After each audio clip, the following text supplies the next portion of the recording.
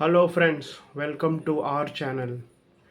ఈరోజు మనం మాట్లాడబోతున్న సినిమా దండోరా. ఇది ఓటీటీ అమెజాన్ ప్రైమ్లో రిలీజ్ అయిన సినిమా. సో ఈ సినిమా రెగ్యులర్ కమర్షియల్ సినిమా కాదు. ఇది కాస్ట్ బేస్ సిస్టమ్, సొసైటీలో ఎట్లా ఉంటుంది, అసలు ఏం ఫేస్ చేస్తారు, ఏం ప్రాబ్లమ్స్ ఉంటాయి, దాన్ని వీళ్ళు ఎలా డీల్ చేస్తారు. ఈ సినిమా మీరు స్కిప్ చేయాలా, చూడాలా, వన్ టైం వాచా ఏంటి అన్నది చూడాలంటే మీరు ఈ స్కిప్ చేయకుండా ఈ వీడియో మొత్తం చూడండి. అన్ని ఆన్సర్స్ మీకు వస్తాయి. బేసిక్గా మూవీ గురించి చెప్పాలంటే దండోరా అనేది ఒక విలేజ్ బ్యాక్ డ్రాప్లో అయిన రియల్ స్టోరీ. ఇక్కడ రూల్స్ అని ఏముండవు. ఇక్కడ ఓన్లీ కాస్ట్ బేస్ సిస్టమ్ మీద రూల్స్ ఫాలో అవుతారు. లవ్, మ్యారేజ్, ఇంకా డెత్ రైట్స్ కూడా అన్నీ కాస్ట్ బేస్ మీదే డిసైడ్ అవుతుంది. మూవీ మీరు చూసినప్పటి నుంచి మీకు స్టోరీ అర్థమవుతుంది. ఈ సినిమా అనేది ఎంటర్టైన్మెంట్ కోసం కాదు. ఈ cinema message oriented cinema. Main క్యారెక్టర్లో శివాజీ గారు కనిపిస్తారు. శివాజీ గారే ఈ మూవీకి బ్యాక్ బోన్. ఆయన అప్పర్ కాస్ట్ పర్సన్, చాలా ప్రౌడ్గా ఘమండిగా ఉంటారు. ఆయన అంటే కాస్ట్ అంటే ప్రాణం. కాస్ట్ సిస్టమ్ అంటే ఆయనకి చాలా ప్రాణము. ఇనీషియల్గా మనకి నా హీరోవా విలనా అని కన్ఫ్యూజన్ ఉంటుంది. గ్రే షేడ్స్ ఏంటంటే స్టార్టింగ్లో మనకి కొంచెం మంచిగా అనిపిస్తారు. గ్రే షేడ్ ఏంటంటే తప్పుగా ఫీల్ అవుతాడు, సొసైటీకి బెండ్ అవుతాడు, కానీ లేటర్గా మళ్ళీ రియలైజ్ అవుతాడు. స్టోరీ ఇక్కడే స్టార్ట్ అవుతుంది.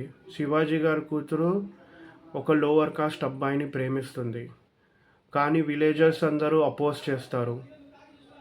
పేరెంట్స్ కూడా దానికి ఒప్పుకోరు, ఎందుకంటే అతను లోవర్ కాస్ట్ పర్సన్. సో అక్కడి నుంచే ప్రాబ్లం స్టార్ట్ అవుతుంది. సపోర్టింగ్ క్యారెక్టర్స్ గురించి చెప్పాలంటే నవదీప్ చాలా బాగా యాక్ట్ చేశారు. ఆయన ఏంటంటే విలేజ్ ప్రెసిడెంట్. ఆయన కూడా కొన్ని ఇన్సిడెంట్స్ జరుగుతాయి పాస్ట్లో. సో ఆయన కూడా ఇవన్నీ గుర్తు చేసుకుంటారు. సో బిందు మాధవి కూడా ఒక అన్ఎక్స్పెక్టెడ్ క్యారెక్టర్. ఆమె కూడా బాగా యాక్ట్ చేశారు. ఇంకా సపోర్టింగ్ క్యారెక్టర్స్ వేరే వాళ్ళు కూడా అందరూ ఎవరు ఓవర్ యాక్టింగ్ చేయకుండా అంత స్మూత్గా ఉంటుంది. ఒక రియల్ క్యారెక్టర్లో ఇన్వాల్వ్ అయిపోయినట్టు ఉంటారు వాళ్ళందరూ. సినిమాటోగ్రఫీ చాలా బాగుంటుంది. ఎడిటింగ్ కొంచెం ల్యాగ్ అనిపిస్తుంది కానీ పర్వాలేదు. ఇంకా మళ్ళీ సీన్స్ కూడా చాలా బాగుంటాయి. డైలాగ్స్ కూడా స్లో అనిపిస్తాయి కానీ ఇంపాక్ట్ఫుల్గా.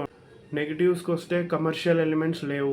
సాంగ్స్ ఫర్ ఎంటర్టైన్మెంట్ అనుకుంటే డిసప్పాయింట్ అవుతారు. పేషెన్స్ ఉండాలి. మాస్ ఆడియన్స్కి అయితే ఇది కాదు. చాలా కూర్చొని పేషెన్స్గా చూడాలి, ఎందుకంటే ఇది మెసేజ్ ఓరియంటెడ్ మూవీ. పాజిటివ్స్కి వస్తే మెసేజ్ ఓరియంటెడ్ సినిమా చాలా స్మూత్గా ఉంటుంది. పర్ఫార్మెన్స్ చాలా రియల్గా ఉంటుంది. క్యారెక్టర్స్ కూడా అన్నీ బాగా రాశారు డైరెక్టర్ గారు.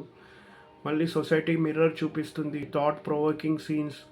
ఓటీటీలో కామ్గా చూడాల్సిన సినిమా ఇది.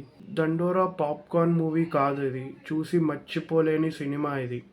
ఎందుకంటే ఇందులో జరిగినవన్నీ విలేజ్ బ్యాక్డ్రాప్లో జరుగుతాయి. మేబీ మనకి సిటీలో ఉండే వాళ్ళకంతా ఇట్లాంటివి అన్నీ కొంచెం స్ట్రేంజ్గా అనిపిస్తాయి, కానీ ఇవన్నీ రియల్గా కొన్ని ప్లేసెస్లో జరిగాయి. ఇవన్నీ విలేజెస్లో మేబీ ఇప్పుడు కూడా జరుగుతున్నాయేమో. ఎవరు చూడాలంటే సోషల్ మెసేజ్ ఓరియంటెడ్ మూవీ చూసేవాళ్ళు, ఇంకా ఏం జరుగుతున్నాయో రియల్ టైప్ ఆఫ్ స్టోరీస్ చూసేవాళ్ళు, ఇంకా కామ్గా మెసేజ్ ఓరియంటెడ్ సినిమా కాబట్టి ఇది చూడొచ్చు. కంటెంట్ ఉండే సినిమా, కమర్షియల్ ఎలిమెంట్ లేని సినిమా. సొసైటీలో కాస్ట్ ఇంపార్టెన్స్ గురించి మీ ఒపీనియన్స్ ఏంటి? మీకు మా రివ్యూ నచ్చితే లైక్, షేర్ అండ్ సబ్స్క్రైబ్ చేయండి. నెక్స్ట్ వీడియోలో మళ్ళీ కలుద్దాం. Thank you.